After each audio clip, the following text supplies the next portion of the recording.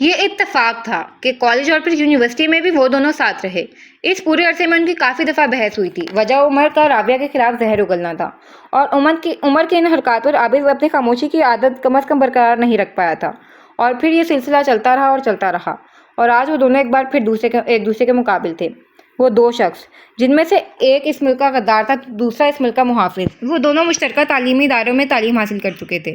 دونوں کے بچپن کی بہت سی چیزیں بھی مشترکہ تھیں، جن میں سے ایک بڑی چیز تھی، ٹاکسک پیرنٹنگ تھی۔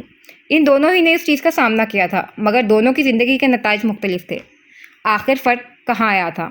فرق سوچ میں تھا، فرق نظریے میں تھا۔ ایک کے نظریے نے اسے آزاد کیا اور دوسرے کے نظریے نے اسے غلام بنا دیا، اپنی خواہشات کا غلام۔ ماضی کے تمام مناظر کہیں غائب ہو گئے اور حال میں واپس لوٹی خاموشی سے کچھ پل اسے دیکھتے رہنے کے بعد عابد بنا جواب دیے آگے بڑھ گیا۔ میری ایک آخری خواہش پوری کر دو۔ وہ پلٹنے لگا تھا جب عمر نے بیچارگی کے عالم میں پیچھے سے اسے پکارا۔ وہ رکا۔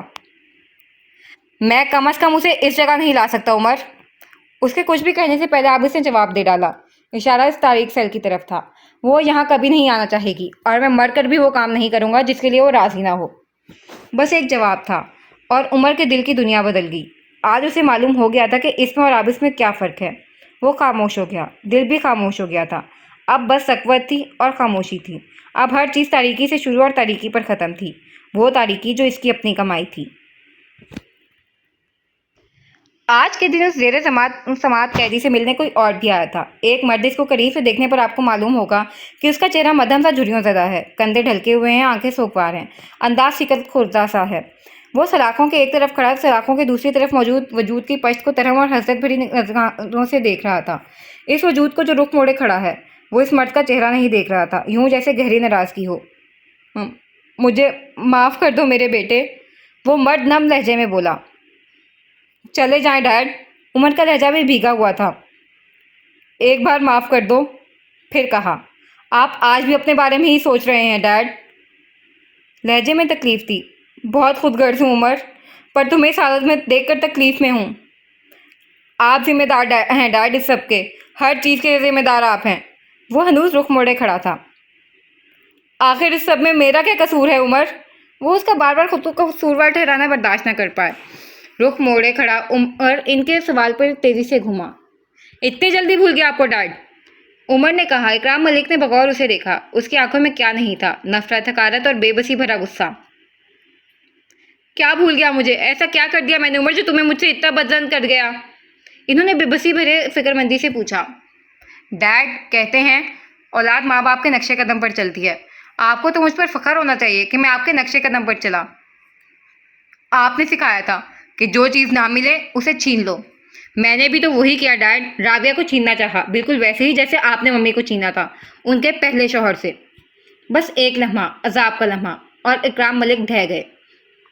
کیا بھول گیا آپ کو اپنا وقت، جب ممی اور ان کے پہلے شوہر کے بیچ غلط فہمیاں پیدا کر کے آپ نے ان دونوں کی ڈائیورس کروائی تھی، صرف اس لیے کیونکہ آپ ممی کو پسند کرتے تھے؟ اکرام ملک کی رنگت فک ہوئی، دل گویا پھٹنے کے قریب تھا۔ تمہیں کیسے پتہ چلی یہ بات؟ حیرت کی زیادتی سے آنکھیں پھیل گئی تھیں۔ ممی ڈائری لکھا کرتی تھی ڈیڈ، شاید آپ کو پتا ہوگا، اور ان کی وہی ڈائری میرے ہاتھ لگی تھی کافی سالوں پہلے، تب سے جانتا ہوں میں یہ بات۔ آپ کو لگتا ہے وہ یوں ہی اس دنیا سے چلی گئی تھی؟ نہیں ڈیڈ، آپ کے دھوکے نے انہیں مار دیا، آپ کے دھوکے نے میری ماں کو مار دیا ڈیڈ، اور آپ کو یہ بات کبھی پتہ نہ چل سکی، آپ کبھی جان نہ سکے کہ ممی آپ کی اصلیت جان گئی تھیں۔ عمر میرے بیٹے، انہوں نے کچھ کہنے کے لیے لب کھولے مگر وہ بنا سنے کہے جا رہا تھا۔ پتا ہے کیا ڈیڈ، آپ نے ان تمام چیزوں کی طرف سے میرا ذہن اتنا پکا کر دیا کہ ممی کی ڈائری پڑھنے کے بعد بھی میں سوچتا رہا آپ ٹھیک تھے۔ اگر ہمیں کوئی پسند ہے تو اسے حاصل کرنا ہمارا حق ہے، اور پھر میں نے بھی یہی کیا، ہر ممکن کوشش کی رابعہ کو حاصل کرنے کی، مگر پھر کیا ہوا؟ ایک دن آپ کھڑے ہو کر کہنے لگے کہ عمر بیٹے تم کیا کر رہے ہو، یہ غلط ہے عمر بیٹے، تمہیں ایسا نہیں کرنا چاہیے، غلط غلط غلط، مائی فٹ۔ اس کی آواز اب کے بلند ہوئی تھی۔ اتنا ہی غلط تھا تو خود کیوں کیا یہ سب اتنا ہی غلط تھا، شروع سے مجھے کیوں نہیں روکا؟ اتنا ہی غلط ہے تو کیوں یہی سب سکھاتے رہے مجھے؟ پیسہ حاصل کرو عمر، اس دنیا میں صرف پیسہ کام آئے گا، جو چیز پسند آئے اسے چھین لو عمر، اس سے تمہاری طاقت بڑھے گی، لوگ تم سے ڈریں گے، یہی کہتے تھے نا آپ ڈیڈ؟ پھر اچانک سے اچھائی کا ڈھونگ کیوں کرنے لگ گئے؟ عمر بیٹے میری بات سنو، فار گاڈ سیک، نہیں ہوں میں آپ کا بیٹا، نہیں سننا مجھے کچھ بھی، چلے کہ نہیں جاتے آپ یہاں سے؟ وہ ہذیانی انداز میں چلایا۔ کاش آپ تب میرے ساتھ ہوتے جب مجھے آپ کی ضرورت تھی۔ لہجہ بے بس ہوا۔ مگر آپ اس وقت میرے ساتھ نہیں تھے۔ آپ کو اس وقت صرف اپنی دولت کی پرواہ تھی، بالکل ایسے ہی جیسے آپ کو مجھے آپ کی کوئی پرواہ نہیں۔ آپ کا ہونا نہ ہونا میرے لیے برابر ہے، جسٹ گو اوے۔ بساریت سی بیزاری تھی اس کے لہجے میں۔ اکرام ملک کا دل کٹ کر رہ گیا۔ آپ چاہے مجھے عمر قید ہو یا سزائے موت، مہربانی کر کے مجھ سے ملنے نہ آئیے گا، نہ کورٹ روم میں مجھے اپنا چہرہ دکھائیے گا، ورنہ میں خود سپرنٹینڈنٹ سے کہہ دوں گا کہ آپ کو مجھ سے ملنے نہ آنے دے۔ لہجے میں ناپسندیدگی اور ناگواری تھی۔ اکرام ملک خاموش ہو گئے، آنکھیں بھیگنے لگی تھیں، آنسو قطار در قطار چہرے پر بہہ رہے تھے۔ اپنے بیٹی کی خود کے لیے نفرت اب انہیں ہمیشہ کے لیے بے چین رکھنے والی تھی، مگر یہ ان کے حصے کی سزا تھی جو اب انہیں کاٹنی تھی جب تک زندگی ان کا ساتھ دیتی۔ یہ سوگواریت ان پر چھائی رہنی تھی۔ وہ الٹے قدموں پیچھے ہٹے اور یوں ہی اس کی پشت کو تکتے تکتے وہاں سے نکل گئے، جو اب ایک بار پھر ان سے رخ موڑ چکا تھا۔ انداز میں پرسوں کی سی تھکان تھی۔ کاش میں آپ کا بیٹا نہ ہوتا۔ پیچھے عمر بھی زیر لب بڑبڑاتا شکت خوردہ سا آنکھوں کے سہارے نیچے بیٹھتا چلا گیا۔ اطراف میں اندھیرا سا محسوس ہونے لگا تھا، وہ اندھیرا جو اب زندگی پر بھی چھا چکا تھا۔ سارا غرور، ساری اکڑ نچڑ چکی تھی۔ اب صرف ایک خالی کھوکھلا وجود رہ گیا تھا جو عدالت کے فیصلے کا منتظر تھا۔ سیاہ و سفید روح ہاؤس کے مکینوں کو رات کے اس پہر ڈور بیل کی آواز نے متوجہ کیا۔ باہر کھڑے شخص کو کچھ دیر انتظار کرنا پڑا۔ تقریباً 10 منٹ بعد دروازہ کھولا گیا تھا اور دروازہ کھولنے والا نسوانی مجسمہ دروازے کے پار کھڑے شخص کو دیکھ کر ایک پل کے لیے ساکت ہوا۔ وہ پورے ہفتے بعد اسے دیکھ رہی تھی۔ اپنے فون کی اسکرین پر جھکے عابد نے نگاہیں اٹھائیں اور ایک خاموش نظر اس پر ڈالی۔ اس کی آنکھیں سوئی سوئی معلوم ہوتی تھیں، شاید وہ نیند سے جاگی تھی۔ اسے خود کو یوں دیکھتا پا کر رابعہ نے ہوش میں آتے ایک سائڈ پر ہو کر اسے راستہ دیا۔ وہ یوں ہی فون پر مصروف انداز میں بٹن دباتا اندر داخل ہوا تھا۔ قدم اوپری منزل کی جانب تھے۔ رابعہ اس کے پیچھے ہی اوپر آئی تھی۔ پیچھے دروازہ بند کر کے پلٹتے اوپری منزل پر جانے کے لیے زینے عبور کرتے اور پھر اپنے کمرے میں داخل ہوتے ایک منظر سا تھا جو اس کے ذہن میں گردش کر رہا تھا۔ منظر جب وہ پرانے قبرستان کے ساتھ جاتی سڑک پر تنہا سفر کر رہی تھی۔ دل تیزی سے دھڑک رہا تھا۔ کچھ غلط ہونے کا احساس رگوں پے میں سرایت کرتا جا رہا تھا کہ عین اسی لمحے ایک سیاہ وین اس کے سامنے آ کر رکی۔ اس طرح کہ آگے کا پورا راستہ رک گیا تھا اور اسے لگا تھا کہ وہ اگلا سانس نہیں لے پائے گی۔ کوئی تھا جو وین کا دروازہ کھول کر اس کی جانب آیا تھا۔ وہ شخص اس کے لیے انجان تھا، ایک خوف سا جو اسے اپنی لپیٹ میں لے رہا تھا۔ دفتن اس شخص نے اس کے سامنے رکتے مؤدب انداز میں بات کا آغاز کیا۔ کیپٹن فرات ہے۔ میں آپ کو نہیں جانتی، بمشکل اپنے لہجے کی کپکپاہٹ کو قابو کرتے ہوئے کہا۔ جی آپ مجھے نہیں جانتی، دراصل مجھے میجر عابد نے آپ کو لینے بھیجا ہے۔ میں آپ کا یقین نہیں کر سکتی۔ میجر عابد نے کہا تھا آپ یہی کہیں گی، اس لیے آپ ان سے خود بات کر لیں۔ اس نے کہتے ساتھ فون اس کی جانب بڑھایا تھا، جہاں دوسری طرف عابد نے اسے مطمئن رہنا اور فرات کے ساتھ گھر جانے کا کہا تھا۔ یہ آخری بات تھی جو ان کے بیچ ہوئی تھی اور اب وہ ایک ہفتے بعد اسے دیکھ رہی تھی۔ اندر نہیں آنا۔ اس کی سوچ کا تسلسل عابد کے جملے پر ٹوٹا جو ابھی ابھی فریش ہو کر باہر نکلا تھا۔ ایک ہاتھ سے بالیوں میں تولیاں رگڑتا اسے دیکھنے لگا جو ہنوز دروازے کے نزدیک کھڑی تھی۔ رابعہ اس کی بات پر چونک کر سیدھی ہوئی۔ عابد مصروف سے انداز میں جواب دیا۔ عمر کا کیا ہوگا اب؟ لب کاٹتے پوچھا۔ وہی جو اس کی قسمت میں ہوگا، پرسوچ لہجے میں کہا۔ رابعہ کو تعصب نے آن گھیرا۔ تمہیں لگتا ہے اس کے ساتھ غلط ہوا؟ اب کہ وہ سنگھار میز کے سامنے کھڑا گیلے بالوں میں برش پھیر رہا تھا۔ نہیں، جو کچھ اس کے ساتھ ہوا وہ اس کی اپنی کمائی تھی عابد، اور تفتیش کے دوران جو کالے کارنامے اس کے سامنے آئے وہ ایک انتہائی درجے کا بے حس معلوم ہوتا ہے۔ ملک دشمن عناصر کے ساتھ گٹھ جوڑ کے علاوہ بھی نیوز میں ہر روز ہی اس کے بارے میں ایک نیا انکشاف سننے کو مل رہا ہوتا ہے۔ نہ جانے کتنے معصوم لوگوں کی جان جا چکی ہے اس کی وجہ سے۔ مجھے کبھی اندازہ ہی نہ ہوا کہ وہ اتنا خطرناک انسان ہے۔ کم از کم اسے معافی نہیں ملنی چاہیے، وہ کہہ رہی تھی اور عابد سنگھار میں اس کے آئینے سے اسے دیکھ رہا تھا۔ دماغ اس وقت کچھ الفاظ ترتیب دے رہا تھا جو ابھی اسے رابعہ سے کہنے تھے، مگر بعض دفعہ لگتا ہے کہ وہ خود بھی ایک وکٹم ہے، ٹاکسک پیرنٹنگ کا وکٹم۔ جو کچھ اس کے ساتھ ہوا اس نے اس کے اندر اتنا زہر بھر دیا کہ اپنا ہی زہر وہ ہر ایک کی زندگی میں گھولتا رہا، اور یہی اس کی سب سے بڑی غلطی تھی۔ وہ چاہتا تو اپنے لیے صحیح راہ چن سکتا تھا، خود کو بدل سکتا تھا، مگر اس نے ایسا نہیں کیا۔ خیر، رابعہ نے ایک ٹھنڈی آہ بھری۔ شاید ہر ایک کے اندر خود کو بدلنے کا حوصلہ نہیں ہوتا۔ بہت آہستگی کے ساتھ یہ الفاظ ادا کیے تھے، مگر سنگھار میں اس کے سامنے کھڑے عابد کے کانوں تک بخوبی پہنچے تھے، پر اس نے کوئی جواب نہ دیا، اور اس کے مسلسل خاموشی کو نوٹ کرتی رابعہ ایک بار پھر بول اٹھی۔ آپ خفا ہیں مجھ سے؟ وہ اب بھی وہیں کھڑی تھی، اپنی جگہ سے انچ بھی ہلے بنا، لہجے میں سنجیدگی تعریف کرتے پوچھا۔ تمہیں ہمیشہ میری طرف سے اس قسم کی غلط فہمیاں کیوں رہتی ہیں؟ تم سے ناراض ہونے کے سوا بھی بہت سے کام ہیں میری زندگی میں۔ اب کی بار عابس خاموش نہ رہا مگر انداز لاپرواہ سا تھا۔ آپ ایک ہفتے بعد گھر لوٹے ہیں، اس نے اپنے الفاظ پر زور دیا۔ آنے والے وقتوں میں ایسا بھی ہوگا کہ میں 1 سال بعد گھر لوٹوں گا تو تم اس پورے سال یہ سمجھو گے کہ میں تم سے خفا ہوں۔ برش سنگھار میں اس پر دوبارہ رکھتا وہ قدم قدم چلتا اس کے نزدیک آیا۔ راویہ کے دل کو کچھ ہوا پر بظاہر نارمل تاثرات قائم رکھے۔ یہ منحصر کرتا ہے کہ ہماری آخری ملاقات کیسی ہوتی ہے۔ لہجہ اب بھی سنجیدگی لیے ہوئے تھا۔ اس بات پر 2 قدم کے فاصلے پر کھڑا عابس چند پل یوں ہی اس کی آنکھوں میں دیکھتا رہا بنا پلکیں جھپکائے۔ سانس روکے، خاموشی سے، پھر بولا مدھم آواز میں، یہ ہماری آخری ملاقات ہے۔ اور راویہ جہاں تھی وہیں رہ گئی۔ فضا میں یکدم ہی گھٹن سی بڑھتی محسوس ہوئی تھی۔ تو آپ واپس جا رہے ہیں؟ گلے میں آنسو کا گولا سٹکا پر بظاہر لہجے کو نارمل رکھتی گویا ہوئی۔ ہاں، ایک نئے سفر پر۔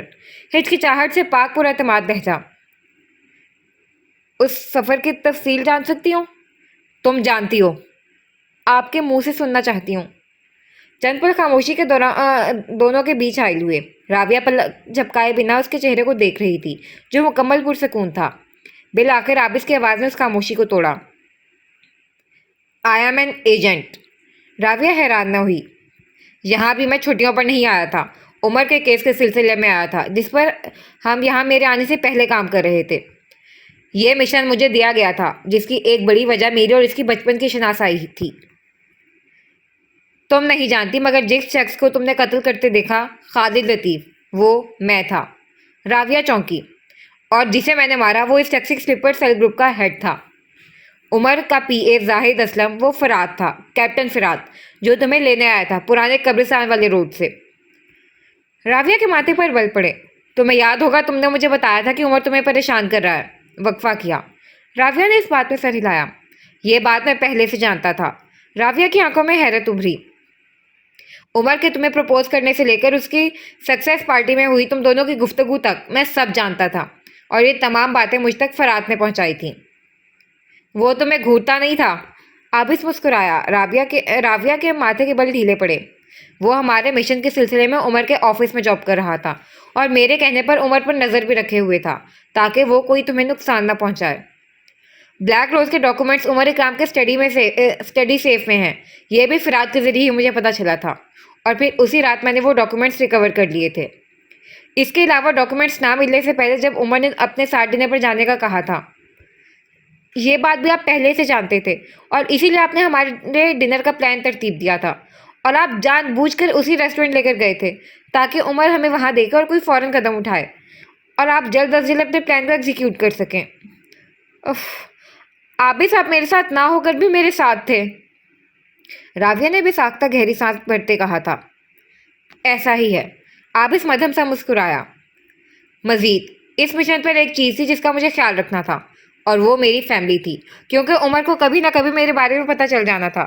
ایسی صورت میں وہ کوشش کرتا میری فیملی کو نقصان پہنچانے کی، اور اس نے ایسا کیا بھی، پر ہم نے پہلے ہی سے احتیاطی تدابیر اختیار کر لی تھیں، اور یہی وجہ تھی جو ہم تمہیں سیف رکھ پائے۔ اور اب ایک نئے مشن کے سلسلے میں آپ کو کہیں اور جانا ہے۔ I can understand. راوی نے گیلی سانس اندر کو کھینچتے سمجھ کر سر ہلایا۔ عابس بغور اس کے چہرے کے اتار چڑھاؤ دیکھ رہا تھا۔ تم مینج کر لو گی؟ لہجے کو سرسری بنانے کی کوشش کی۔ آپ کو پوچھنا چاہیے تم میرے بغیر رہ لو گی؟ عابس ایک پل کے لیے ٹھہرا پھر مسکرا کر سر جھٹکتا بولا، رہ لو گی، میں جانتا ہوں۔ ہاں، ایک گہری لمبی سانس خارج کی۔ رہ لوں گی۔ واپس کب آئیں گے؟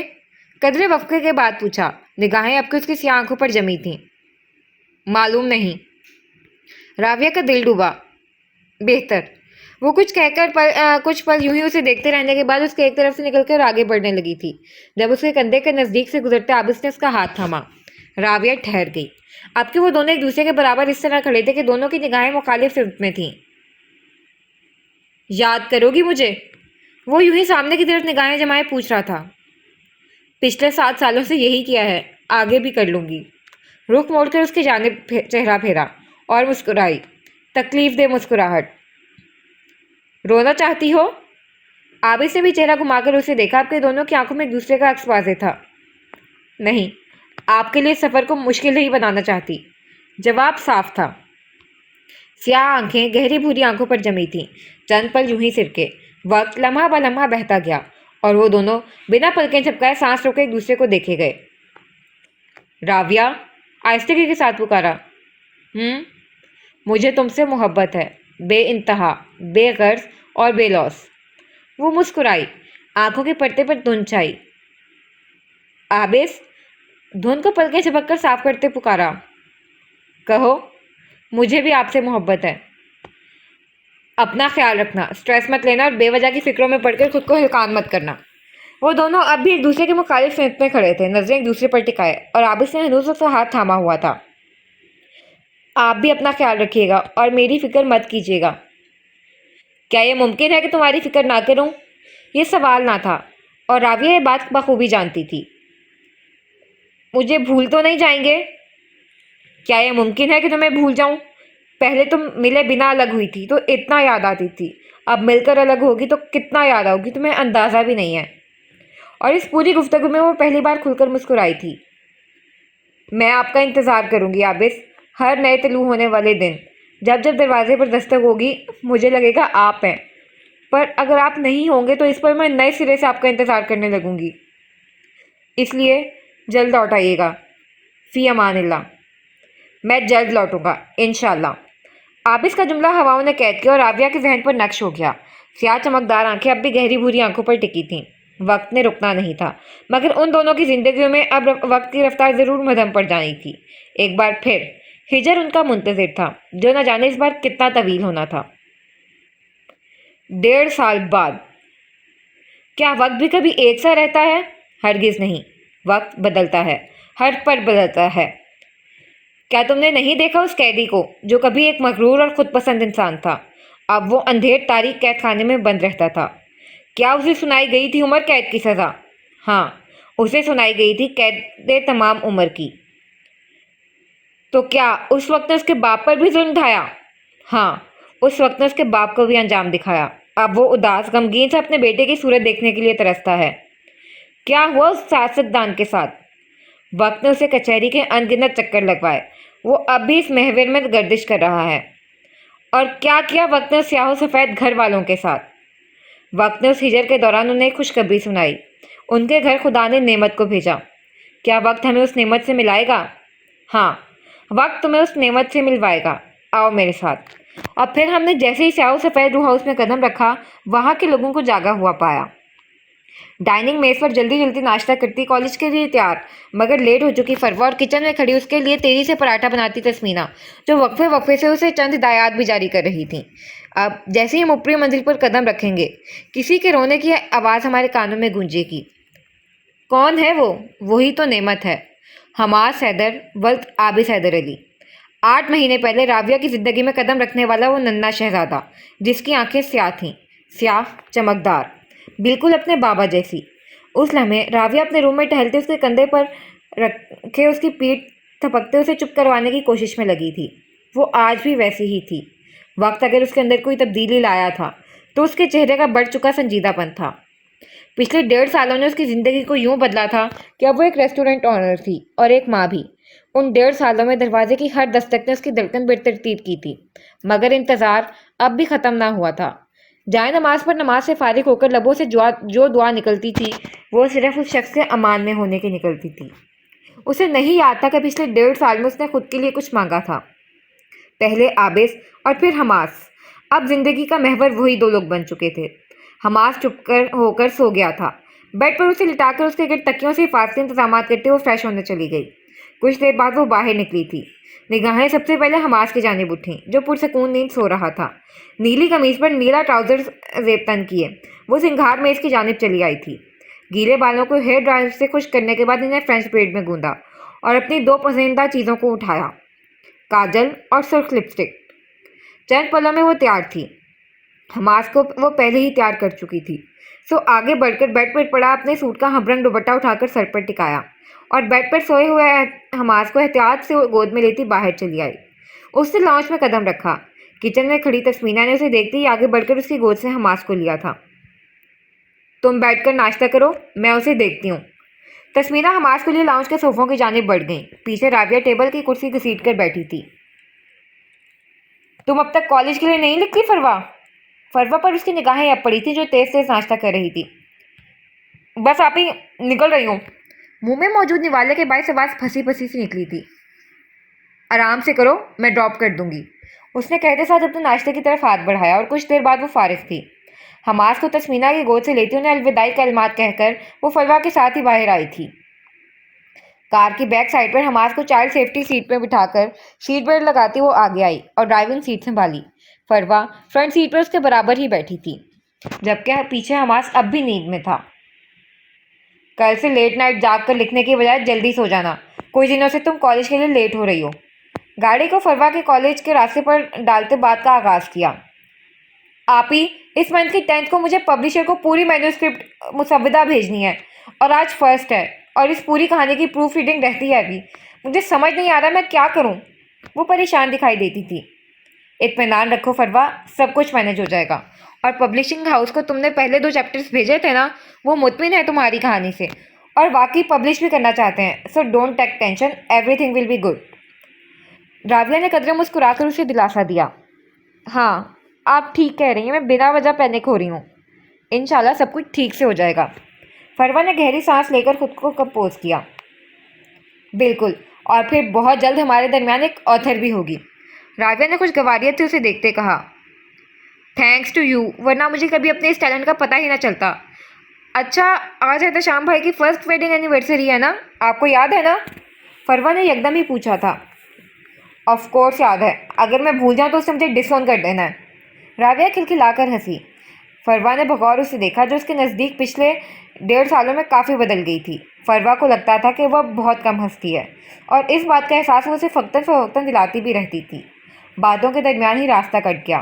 فروا کو کالج ڈراپ کرنے کے بعد وہ بلیک روز کی طرف بڑھ گئی تھی، جو تقریباً 5 ماہ پہلے کنسٹرکشن ورک مکمل ہونے کے بعد اس شہر میں شروع ہوا تھا۔ ڈرائیو کرتے کرتے گاہے بگاہے نگاہیں حماس کی طرف بھی ڈال دیتی، جو آج خلاف معمول ابھی تک سو رہا تھا۔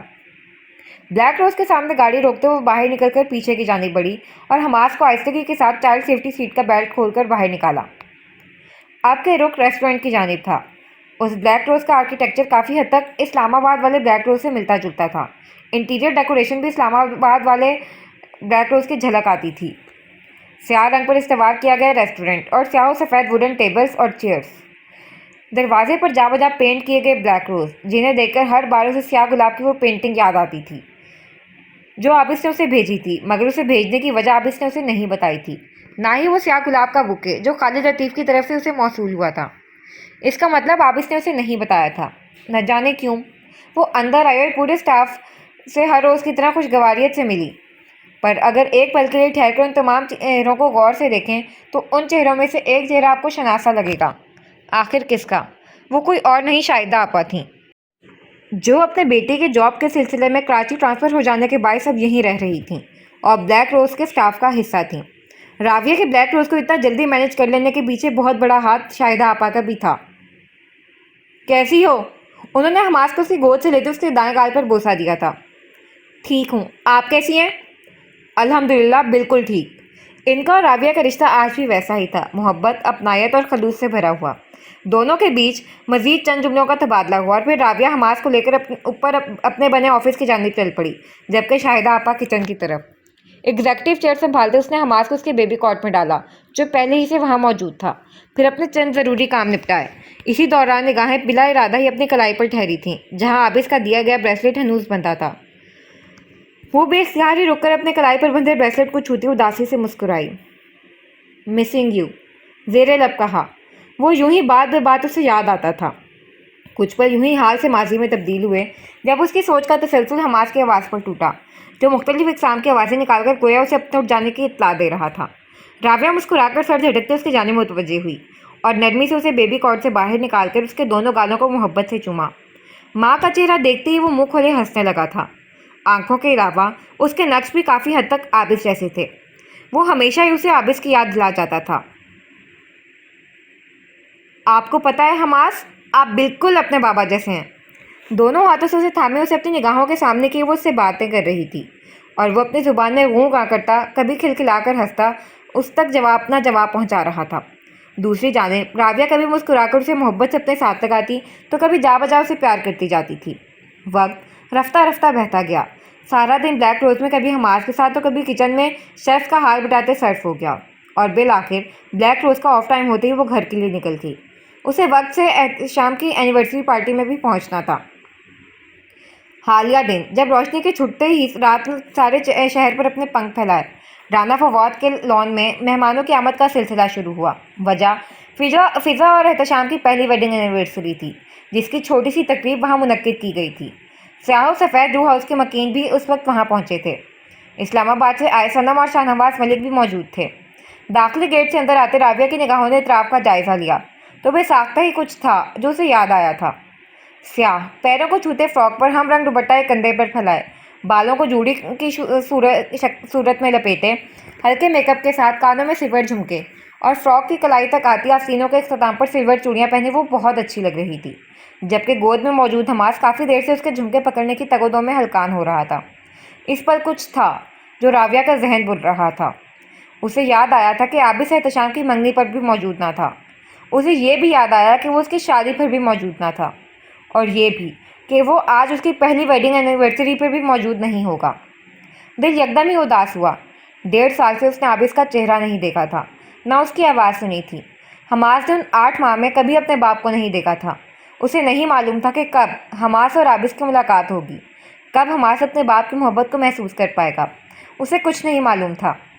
اگر معلوم تھا تو صرف یہ کہ اسے انتظار کرنا ہے۔ عابد نے کہا تھا وہ لوٹے گا، اور راویہ کو عابد پر اعتماد تھا۔ حماس کو سنبھالے وہ اندر داخل ہوئی۔ تسمینہ اور فروا بھی ساتھ تھیں۔ اندر آ کر وہ باری باری سب بڑوں سے ملی تھی، اپنے باپ اور ماں سے، رانا فواد اور سمرین سے، فضا کے ماں باپ سے۔ پھر فضا سے ملنے اس کے پاس چلی آئی، جبکہ حماس اب صنم کی گود میں تھا۔ کیسی ہو لڑکی؟ فضا کے نزدیک آ کر رکتے خوشگواریت سے بات کا آغاز کیا۔ بالکل ٹھیک، تم سناؤ؟ سرخ رنگ کی لمبی قمیض جس کے گلے اور آستینوں پر سفید رنگوں کا بھاری کام تھا، ہم رنگ ٹراؤزرز کے ساتھ پہنے وہ اپنے سیاہ بالوں کو کھلا چھوڑے ہوئے تھی۔ ہیوی میک اپ کے ساتھ سرخی دوپٹہ کندھے پر پھیلائے رکھا تھا، اس طرح کہ اسے پیچھے سے گھسا کر وہ آگے بائیں ہاتھ سے تھامے ہوئے تھی۔ میں بھی بالکل فٹ ہوں، راویہ مسکرائی۔ وہ تو دیکھ ہی رہا ہے، کہیں سے شادی شدہ اور ایک بچے کی ماں نہیں لگتی تم، اور یہاں مجھے دیکھو، ہوا بھی کھاؤں تو لگ جاتی ہے۔ فضا کی اس بات پر راویہ نے حیرت سے سڑتا بھاؤ سے دیکھا تھا۔ تم سے کس نے کہا تم ویٹ گین کر رہی ہو؟ ماتھے پر بل ڈالے پوچھا۔ احتشام نے، اور کون کہے گا؟ فضا نے منہ بسورا۔ کہاں ہے تمہارا نکما شوہر؟ راویہ نے تیوری چڑھائے اطراف میں نگاہیں دوڑائیں، جہاں نزدیک اسے احتشام کھڑا دکھائی دے گیا تھا، سیاہ ڈنر سوٹ میں، جس کے کوٹ کے اندر سے سفید شرٹ جھانک رہی تھی، زیب تن کے مسکرا کر کسی بزنس فیلو سے بات کرتا ہوا۔ راویہ نے اسے اشارے سے اپنی جانب بلایا تھا۔ وہ گفتگو مختصر کرتا ان کی جانب چلا آیا۔ کیسی ہو؟ ان دونوں کے قریب رکتا وہ ہاتھ بالوں میں پھیرتا گویا ہوا۔ فضا کو تم نے کہا ہے کہ وہ ویٹ گین کر رہی ہے، ریلی احتشام؟ راویہ کے ماتھے پر ان گلت بل تھے۔ اس کے پچھلے سوال کو نظر انداز کرتی وہ اپنے مدعے پر آئی۔ احتشام جو بغور اسے دیکھ رہا تھا گہری سانس بھر کے رہ گیا۔ فار گاڈ سیک راویہ، اب کم از کم تم بھی مجھے باڈی شیمنگ کا طعنہ مت دے دینا۔ کچھ دنوں پہلے مذاق میں نے اسے چبی کہہ دیا، اور تب سے لے کر اب تک وہ ہر ملنے والے شخص سے میری شکایت لگا چکی ہے، اور میں بھی 10 لوگوں کے طعنے سن چکا ہوں، یہاں تک کہ ممی اور بابا نے بھی میری اچھی خاصی کلاس لی ہے۔ احتشام کا دکھ سن کر راویہ نے بے ساختہ مڑاتی مسکراہٹ کو روکا تھا۔ تو کیا ضرورت تھی اسے چبی کہنے کی؟ بظاہر سنجیدہ تاثرات قائم رکھتے کہا۔ پتہ ہے کیا راویہ، پچھلے 1 ہفتے سے میں اٹھتے بیٹھتے سے سوری کر رہا ہوں اور اپنی اس غلطی کی معافی مانگ رہا ہوں، پر یہ جو محترمہ آپ کی دوست ہے مجھے معاف کرنے کے لیے تیار ہی نہیں ہے۔ احتشام نے اپنے دونوں بازو سینے پر لپیٹتے فضا کو دیکھا جو اس کے یوں دیکھنے پر رخ پھیر گئی تھی۔ دیکھو اسے۔ احتشام نے راویہ کی توجہ اس کی اس حرکت کی جانب دلانے چاہی۔ اور ذرا یہ بھی پوچھو کہ میں نے اسے چبی کیوں کہا تھا؟ راویہ نے بے ساختہ فضا کی جانب دیکھا، جس کے گلے میں احتشام کی آخری بات پر گلٹی سے ابھر کر معدوم ہوئی تھی۔ کیوں کہا تھا فضا؟ تفتیشی انداز میں پوچھا، کیونکہ فضا کا چونکنا وہ محسوس کر چکی گی۔ یہ کیا بتائیں گی، میں بتاتا ہوں۔ احتشام بھی اب کے میدان میں اترا تھا۔ فضا نے منت بھری نظروں سے اسے دیکھا اور وہ خاموش ہو گیا۔ چھوڑو، کچھ نہیں، سر جھٹک کر کہتا وہ مسکراہٹ دبائے وہاں سے نکل گیا، پر پیچھے فضا کی شامت آئی تھی۔ کیا کہا تھا تم نے احتشام کو؟ راویہ اب کے مکمل اس کی جانب متوجہ ہوئی۔ जाने दो ना राविया, वो किसियानी सी हंसी। फिजा, राविया ने उसे एक घूरी से नवाजा और बिल आखिर वो बोल पड़ी। ज़्यादा नहीं, कुछ बस पहुंची, तोंद वाला मोटा कहा था। कदरे मासूम सी शक्ल बनाकर कहा और राविया का कहका बिला साख्ता था। तुम्हें फिजा कहाँ से वो पहुंची लगता है? वो हंसी के दरमियान में मुश्किल बोल पाई। अच्छा सॉरी ना। मुझे क्यों सॉरी कर रही हो? वैसे भी तुमने उसे पहुंची कहा और उसने तुम्हें चबी। बात बराबर। वो हनूस हंस रही थी। तुम हमारा मजाक उड़ा रही हो? फिजा ने बुरा मनाया। तुम दोनों भी तो बच्चों वाली हरकतें बंद नहीं करते। अभी मैं बिला वजह उस बेचारे को बॉडी शेमिंग पर लेक्चर दे देती। हालांकि क्या, तुम दोनों ही ने मजाक किया था, मगर जिस तरह से तुमने इस बात को बयान किया मैं वाकई समझी थी कि गलती एहतशाम की है। वक्फा किया। खैर, आज एनिवर्सरी है तुम दोनों की, सब तुम दोनों के लिए यहाँ आए हैं, सो मूड ठीक करो। और हाँ, तुम चबी बिल्कुल नहीं हो, सो वहमी होना बंद कर दो। अपनी हंसी को दबाकर समझाने वाले अंदाज में कहती हुई इसका हाथ थपक कर आगे बढ़ गई। पीछे कुछ पल यूं ही खड़े रहने के बाद फिजा एहतशाम की जानिब चली आई थी, सो उसे ही देख रहा था। I am sorry and thank you, उसके नज़दीक रुकते कुछ शर्मिंदगी कुछ ममूनियत से कहा। सॉरी समझ आता है, पर थैंक्स किस लिए? समझी से पूछा। तुमने किसी को नहीं बताया कि गलती मेरी थी, पहले मैंने शुरू किया था। तुमने तो सिर्फ एक्शन का रिएक्शन दिया था, वो भी मजाक में। छोड़ो इस सबको। It's a big day for us today, so let's forget all that silly things and have fun. कदरे मुस्कुराकर कहते उसका हाथ थामा था। अच्छी लग रही हो। और फिर हल्का सा उसकी जानिब झुकते उसके चेहरे को नज़रों के हसार में लिए बोला, तुम भी। वो नज़रें झुकाकर मुस्कुराई। हमेशा ही लगता हूँ, कोई नई बात नहीं है। फर्जी कॉलर झाड़े। सेल्फ ऑब्सेस्ड इंसान। आप किसने शुरू किया? अच्छा सॉरी। और अब की बार दोनों एक साथ हंसे थे। दूर खड़ी राविया ने यह मंजर अपनी आंखों में कैद किया, फिर अगले ही पल किसी खौफ के जेर असर निगाहें फेर लीं। दिल एकदम तेजी से धड़क कर साकित हुआ था, और ये एक पल गोया इसके दिल का मौसम बदल गया था। यकदम ही बहार भरे मौसम पर खिजां सी महसूस होने लगी थी। राविया, बच्चा वहाँ क्यों खड़ी हो? केक कटने वाला है, आओ, सब बुला रहे हैं। तस्मीरा ने उसके नज़दीक आकर उसका कंधा थपकते उसे अपनी जानिब मुतवज्जे किया, जो न जाने किस ख्याल में थी। काला जान, सर में कुछ दर्द है, आप जाएं, मैं मेडिसिन लेकर आती हूँ। वो कहकर उनसे नजरें मिलाए बिना वहाँ से जाने लगी थी, जब तस्मीना उसके सामने आते उसका रास्ता रोक गई। राविया ने चौंक कर उन्हें देखा। तुम्हें लगता है उन दोनों को तुम्हारी नज़र लग जाएगी? राविया ने जवाब न दिया, ये सवाल हरगिज ना था। चलो मेरे साथ। उसे बाजू से पकड़ को अपने साथ लेकर आई थी, जहाँ शाम और फिजा गुलाब की पत्तियों से सजी गोल मेज़ के सामने खड़े थे, और मेज़ पर वस्त में दिल की शक्ल का बना एक केक रखा था। वो दोनों खुश दिखाई देते थे, बेइंतहा खुश, एक दूसरे के साथ मुकम्मल। राविया ने दानिस्ता उस पर से नजरें हटा लीं। तस्मीना ने आपके तासुब से उसे देखा था। उसने जवाबन कोई रद्द-ए-अमल ज़ाहिर ना किया। दूसरी जानिब उसके बराबर खड़ी तस्मीना आगे बढ़कर सनम के साथ जा खड़ी हुई, जिनकी गोद में हमास अब सो चुका था। राविया सबसे हटकर एक तरफ खड़ी थी। फिजा ने एहतशाम के हाथ पर हाथ रखा और अब के वो दोनों केक काटने लगे थे। राविया ने नजरें उठाकर उन्हें देखा। कुछ पल, कुछ सातें, खामोशी के चंद लम्हे, और फिर एक एहसास, किसी के बहुत करीब होने का, ऐसे जैसे कोई ठीक पीछे आ रुका हो। राविया की धड़कन मुंतशिर हुई। किसी के कॉलून की महक नथनों से टकराती बहुत साफ महसूस हो रही थी। कॉलून की वो खास महक जो सिर्फ एक शख्स इस्तेमाल करता था। उसे तेजी से रुख मोड़ना चाहा, फिर किसी एहसास ने कदम जंजीर किए। 1.5 साल पहले एहतशाम की मंगनी वाले रोज़ भी वो पलटी थी, मगर क्या हुआ था उस वक्त? नहीं नहीं, ये उसका वहम था, उसके पीछे कोई ना था। उसने खुद को झुटलाया। एहतशाम और फिजा केक काट चुके थे। तालियों की गूंज उठी। वो उलझी उलझी से यूं ही खड़ी रही। कॉलून की महक पल पल नज़दीक होती महसूस हो रही थी। उसने आंखें सख्ती से मींची। ये उसका वहम था, वो वहाँ नहीं था, हरगिज़ नहीं। कॉलून की महक ने उसे जकड़ना शुरू कर दिया था, जैसे उसके गिर्द हिसार सा बांध रही हो। राविया ने गहरी गहरी चंद सांसें लीं। धड़कन इस कदर तेज थी गोया दिल पसलियाँ तोड़कर बाहर आ जाएगा। किसी के अपने नज़दीक मौजूदगी का एहसास शदीद तर होता जा रहा था। उसने निगाहें उठाईं। लोग बुफे टेबल्स की तरफ जाना शुरू हो चुके थे। कोई उस जानिब मुतवज्जे ना था। फिर एक कदम उठाया और फिर दूसरा, और देखते ही देखते वो वहाँ से निकलती चली गई, जैसे इस महक से पीछा छुड़ाना चाहती हो। और बिल आखिर कॉलून की वो महक बहुत पीछे रह गई थी। आपके वो टेरिस पर चली आई थी, वहाँ जहाँ कोई ना था। टेरिस पर आकर रेलिंग पर सख्ती से हाथ जमाए वो लंबे लंबे सांस ले रही थी। एक पल के लिए ठहर कर निगाहें नीचे लॉन में डाली और किसी चेहरे को खोजने की सही की। मगर कोशिश नदारद। वहाँ कोई ना था। तो क्या वो सब वाकई वहम था? उसका दिल डूबा। शायद उसने उसे इस शिद्दत से याद किया था कि उसकी मौजूदगी अपने आसपास महसूस होने लगी थी। हाँ, ऐसा ही था। दिल बेख्तियार शिद्दत से रोने का चाहा। या अल्लाह! उसने लब भींचे पुरशिकवा नज़रों से आसमान को देखा। आंख से एक आंसू भी ना निकला था, पर दिल पर बहुत से अनदेखे आंसू गिरे थे।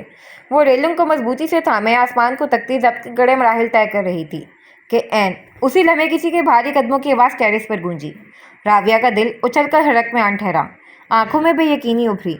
नज़दीक आते हर कदम की धमक पर उसका दिल नए सिरे से बेचैन होता जा रहा था। वो पीछे ना मुड़ी और देखते ही देखते कोई था जो उसके बराबर आन खड़ा हुआ था। रेलिंग पर उसकी गिरफ्त मजीद सख्त हुई। आंखें सख्ती से मींची, पर रुख अब भी ना मुड़ा। चंद पल सिरके कोई उसके बिल्कुल बराबर में खड़ा था। कॉलोन की महक एक बार फिर बहुत नज़दीक थी, पर वो उसे नहीं देख रही थी। दफतन एक आवाज़ गूंजी। ठहरा हुआ गंभीर लहजा फिजा से टकराया। राविया! किसी ने उसे पुकारा था, और उसके बराबर खड़े वजूद ने उसे पुकारा था। और ये हद थी। उसकी आंख से एक आंसू फिसला, फिर दूसरा और फिर तीसरा, और देखते ही देखते वो ज़ारों के तार रोने लगी। रेलिंग को थामे बिना पहलू में खड़े शख्स को देखे वो बस रो रही थी, गोया 1.5 साल का सारा गुबार निकाल रही हो। बराबर खड़े शख्स ने उसे नहीं रोका, बस रोने दिया। मगर जब 10 मिनट गुजरने के बाद भी वो खामोश ना हुई तो आबिस ने आहिस्तगी के साथ उसका रुख अपनी जानिब मोड़ा। मत रो, मुझे तकलीफ़ होती है। मुकाबिल के बस कुछ अल्फाज और राविया के आंसू थम गए। उसने निगाहें उठाईं, जो वे साकई स्याह चमकदार आंखों वाले शख्स से टकराई थीं। 1.5 साल यकदम ही कहीं पीछे रह गए थे।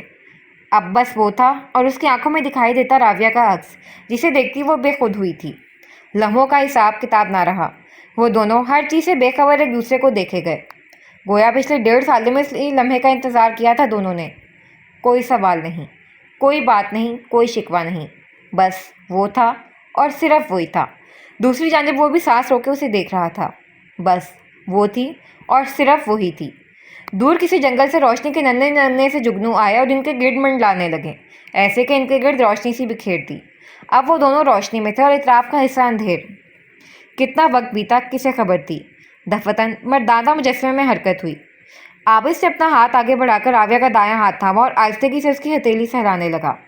वजह उसका रेलिंग को सख्ती से पकड़ना था, जिसके बायस उसकी हथेली सुर्ख पड़ चुकी थी। राविया ने एक पल के लिए आंखें बंद करके खोलीं। इसका यूँ ख्याल रखना उसे सबसे ज़्यादा याद किया था। आई एम सॉरी, आबिस ने पहल की हमेशा की तरह। किस लिए? आवाज़ इतनी थी कि सिर्फ वही सुन सकता था। ज़िंदगी के एक मुश्किल तरीन वक्त में मैं तुम्हारे साथ ना था। मुझे कोई गिला नहीं। कुछ पल की खामोशी, फिर एक और सवाल। वापस जाने के लिए आए हैं? मुझसे वो सवाल ना पूछो राविया जिसका जवाब मेरे पास ना हो। एक बार फिर खामोशी, फिर दूसरा सवाल। हम आज से मिले? हाँ, मिला। वक्फा किया। बहुत शुक्रिया। किस लिए? मेरी ज़िंदगी को मुकम्मल करने के लिए। दोनों जाने मध्यम सी मुस्कान, तवील खामोशी। मैंने तुम्हें बहुत याद किया। मैंने भी। गहरी रात, अतराफ में मंडलाते जुगनू और तवील तरीन खामोशी। आबिस ने उसका हाथ छोड़ दिया। राविया ने रुख फिर रेलिंग की जानिब मोड़ लिया। तुमने कहा था खुद को नुकसान नहीं पहुंचाओगी अब। वो यूं ही उसकी जानिब रुख मोड़े खड़ा रेलिंग पर कोहनी टिकाए बोला। इशारा उसकी सुर्ख हथेलियों की जानिब था। ये नादानिस्ता था। उसने अपनी हथेलियों को देखा, फिर उसे। फंक्शन छोड़कर यहाँ क्यों आ गई? मुझे लगा मुझे हेल्यूसिनेशन हो रही है। वो बेवजह मुस्कुराई। और मुझे लगा था तुम मेरी मौजूदगी को महसूस कर लोगी। वो भी बेवजह मुस्कुराया। मैंने कर लिया था आबिस, पर मुझे लगा ये मेरा वहम है। राविया सर झटक कर हंसी। कितना अर्सा ठहरेंगे? एक और सवाल पूछा, निगाहें लॉन की रोशनी की जानिब टिकाए। इस बार वाकई छुट्टियों पर आया हूँ, मगर बहुत ज़्यादा वक्त के लिए नहीं, जल्द वापस चला जाऊँगा। यानी ज़िंदगी यूं ही गुजरेगी आबिस, कभी हिजर तो कभी मुलाकात। मेरे लिए बहुत मुश्किल है। उसके लहजे में उदासियाँ घुल गईं। तुम्हें आदत डालनी होगी। आबिस ने अपनी बात पर जोर दिया। हाँ, मुझे डालनी होगी। उसने गहरी सांस भरी और फिर समझकर सर हिलाया। ब्लैक रोज़ कैसा चल रहा है? आबिस ने दानिस्ता मौजूद गुफ्तगू तब्दील किया। بہت اچھا، وقفہ کیا۔ آپ کو پتہ ہے شاہدہ آپا بھی یہی ہیں میرے ساتھ۔ ان کے بیٹے کا جاب کے سلسلے میں کراچی میں ٹرانسفر ہو گیا، سو انہوں نے یہاں بلیک روز جوائن کر لیا۔ وہ اب نگاہیں پھیرے اسے دیکھنے لگی تھی۔ بہت بہتر۔ اس کے جواب کے ساتھ ایک بار پھر خاموشی دونوں کے بیچ حائل ہوئی۔ نہ جانے کیوں آج بات بے بات خاموشی کا دورانیہ یوں درمیان میں آ رہا تھا۔ کافی پل گزرے۔ روشنی کے ننھے جگلو اب بھی ارد گرد منڈلانا بند ہو چکے تھے اور ایک طرف کو ہو کر خاموشی سے ان دونوں کو دیکھ رہے تھے۔ عابس؟ بہت دیر بعد راویہ نے اسے پکارا۔ ریسٹورنٹ بلیک روز کے ذکر پر کچھ تھا جو اسے یاد آیا تھا، کچھ ایسا جو ایک عرصے سے وہ اس سے پوچھنا چاہتی تھی۔ کچھ پوچھنا تھا آپ سے، وہ سوچ سوچ کر کہہ رہی تھی، نگاہیں اب بھی ریلنگ کے پار کے منظر کو دیکھ رہی تھیں۔ کہو، وہ ہمتن گوش تھا۔ آپ نے عابس مجھے ساری پینٹنگز کے بارے میں بتایا تھا، مگر بلیک روز کی پینٹنگ کے بارے میں کچھ نہیں بتایا، اور اگر آپ ہی قاضی لطیف تھے تو وہ بلیک روزز کا بکے وہ سب کیا تھا؟ لہجے میں تشویش تھی۔ تمہیں نہیں یاد راویہ؟ وہ حیرت زدہ سے اسے دیکھے گیا۔ مجھے لگا تھا بلیک روز کی پینٹنگ کے بارے میں مجھے تمہیں کچھ بھی بتانے کی ضرورت نہیں پڑے گی۔ عابس کے لہجے میں حیرت تھی۔ راویہ چونک کر سیدھی ہوئی۔ مطلب صاف ہے راویہ، تمہیں بلیک روزز پسند تھے۔ عابس کا بس ایک جملہ اور۔ راویہ پل بھر کے لیے ساکت ہوئی تھی۔ تمہارے 17 برتھ ڈے پر وہ پینٹنگ، وہ پہلی پینٹنگ جو بلیک روز کی میں نے بنائی تھی، وہ صرف اس لیے بنائی تھی کہ تمہیں بلیک روزز ہمیشہ پسند رہے تھے۔ تم چاہتی تھی کہ تمہارے پاس بلیک روز کا ایک پلانٹ ہو، مگر چونکا بلیک روزز ایگزسٹ ہی نہیں کرتے، سو میں نے سب سے پہلے انہی کو پینٹ کیا تھا۔ وہ خاموش ہوا اور راویہ نے بے اختیاری سرد سانس خارج کی۔ عابس، مجھے کیسے یہ بات بھول گئی؟ وہ اپنی عقل پر حیران ہوتی رہ گئی، پھر کچھ یاد آنے پر دوبارہ بولی، مگر عابس آپ نے وہ پینٹنگ اپنے جانے کے بعد کیوں بھیجی تھی؟ مجھے یاد ہے وہ پینٹنگ مجھے واپس کراچی جانے کے بعد ملی تھی، اور قاضی لطیف کی طرف سے آنے والا وہ بکے، وہ سب کیا تھا؟ میں وہ پینٹنگ ساتھ نہیں لا پایا تھا۔ میں تمہارے لیے بنائی گئی پینٹنگ تمہاری برتھ ڈے پر لانا بھول گیا تھا۔ عابس ہنسا، گویا خود کا ہی مذاق اڑایا تھا۔ راویہ نے پورا منہ کھول کر اسے دیکھا، پھر دونوں ہی اپنی اپنی عقل پر حیران ہوتے ساتھ ساتھ ہی ہنس پڑے تھے۔ آپ کو پتہ ہے عابس، مجھے کیا لگتا ہے کہ یہ سب یوں ہی ہونا طے پایا تھا۔ آپ کے اس کا لہجہ پر سوچ تھا۔ شاید تم ٹھیک کہہ رہی ہو۔ عابس نے تائیدی انداز میں سر ہلایا۔ اور جہاں تک بات ہے اس سیاہ گلاب کے بکے کی جو قاضی لطیف یعنی میں نے تمہیں بھیجا تھا، وہ تمہیں ڈرانے کے لیے ہرگز نہ تھا۔ پھر کس لیے تھا؟ ترکی پوچھا۔ سیاہ گلاب کس چیز کو ریپرزینٹ کرتے ہیں تم جانتی ہو؟ موت کو۔ جواب فوراً ہی آیا تھا۔ صرف موت کو ریپرزینٹ نہیں کرتے، ری برتھ کو بھی کرتے ہیں۔ مطلب؟ وہ حیران سے اسے دیکھے گئی۔ تمہیں پتہ ہے راویہ، جب بھی انسان کسی ٹریجڈی سے گزرتا ہے تو اس کے اندر بدلاؤ آتا ہے۔ بہت سی چیزیں ہوتی ہیں جو اس کے اندر مر جاتی ہیں، اور ان چیزوں کی موت کے بعد ایک نیا انسان جنم لیتا ہے جو اس پرانے انسان سے مختلف ہوتا ہے۔ اسی کو ری برتھ کہتے ہیں، کسی انسان کا دوبارہ جنم لینا، ایک نئی شخصیت کے طور پر، اپنی پرانی عادتوں اور خواہشات کو دفنا کر ایک نیا انسان بن جانا۔ بلیک روز اس چیز کو ریپرزینٹ کرتے ہیں۔ وہ 7 سال جو ہم نے ایک دوسرے کے بغیر گزارے تھے، وہ ہمیں مکمل طور پر تبدیل کر چکے تھے، مگر تمہارے دوبارہ کراچی آنے پر ہماری زندگی کا ایک نیا فیز شروع ہوا تھا۔ ہم دونوں ہی اپنی اپنی جگہ ری برتھ کے پروسیس سے گزر رہے تھے۔ سو تمہیں جب میں نے پہلی بار یہاں دیکھا، اس وقت تم مجھے ایک شخص کا قتل کرتا دیکھ رہی تھی۔ اس کے بعد میں نے تمہیں وہ بکے بھیجا تھا، جس کا مطلب تھا کہ ہماری زندگی میں ایک نیا باب شروع ہونا ہے، 2 منفرد انسانوں کے طور پر۔ یعنی آپ نے مجھے واقعی دیکھا تھا؟ راویہ اس کی پوری بات میں اس جملے پر اٹکی۔ ہاں، میں نے تمہیں دیکھا تھا، پر اس وقت میں خود کو تم پر ظاہر نہیں کر سکتا تھا۔ وہ کچھ سوچ کر مسکرایا۔ راویہ نے بغور اسے دیکھا۔ وہ بالکل ویسا ہی تھا جیسا 1.5 سال پہلے تھا، مگر راویہ چونکی۔ عابس، یہ چوٹ؟ نگاہیں اس کے دائیں گال پر دکھائی دیتے ایک 3 انچ لمبے زخم پر ٹھہری تھیں جو اب مندمل ہو گیا تھا، مگر نزدیک سے اس کا نشان صاف دکھائی دیتا تھا۔ پریشان مت ہو، عام بات ہے۔ وہ مسکرایا، اور اب کی بار اس کی مسکراہٹ راویہ کو تپا گئی تھی۔ I hate you۔ وہ روحان سی ہوئی۔ You are lying۔ اس کی نم آنکھوں میں جھانکا۔ No, I'm not۔ وہ دو بدو بولی۔ Okay then, thanks۔ وہ ڈٹائی سے مسکرایا۔ بہت برے ہیں آپ۔ بہت اچھا ہوں میں نے پچھلے 1.5 سال میں آپ کو بالکل یاد نہیں کیا۔ تم نے پچھلے 1.5 سال میں صرف مجھے یاد کیا۔ I hate you۔ You love me۔ نہیں کرنی آپ سے بات، جا رہی ہوں میں۔ پچھلے آدھے گھنٹے سے میرا دماغ کھانے کے بعد اب تو میں یہ خیال آیا۔ عابس، صدمے کے مارے اس کا منہ کھل گیا اور اگلے ہی لمحے وہ خفگی کالم میں اونچا اونچا بڑبڑاتی آگے بڑھ گئی۔ کدھر جا رہی ہو؟ پیچھے سے پکارا۔ اپنے بیٹے کے پاس۔ وہ میرا بھی بیٹا ہے۔ عابس کا جملہ بھی ادا ہوا ہی تھا کہ ٹیرس کی سیڑھیوں پر کسی کے حلق پھاڑ کر رونے کی آواز گونجی، ساتھ ہی ساتھ کوئی تیز قدموں سے اوپر آ رہا تھا۔ آ گیا تمہارا بیٹا، بالکل تمہاری طرح روتا ہے ویسے، عابس نے پیچھے سے مسکراہٹ ضبط کر کے کہا۔ دوسری جانب راویہ نے پلٹ کر کھا جانے والی نظروں سے اسے گھورا تھا، جو پیر کینچی کی صورت میں رکھے ریلنگ سے پشت ٹکائے کھڑا دلچسپی سے اسے دیکھ رہا تھا۔ مکمل سیاہ ڈنر سوٹ میں ملبوس، جس کے اندر سے جھانکتی سیاہ شرٹ کے اوپری دو بٹن کھلے تھے، بال ماتھے پر آگے کی جانب گر رہے تھے، شیپ ہلکی بڑی تھی اور آنکھوں میں دور کھڑی راویہ کا عکس محفوظ تھا۔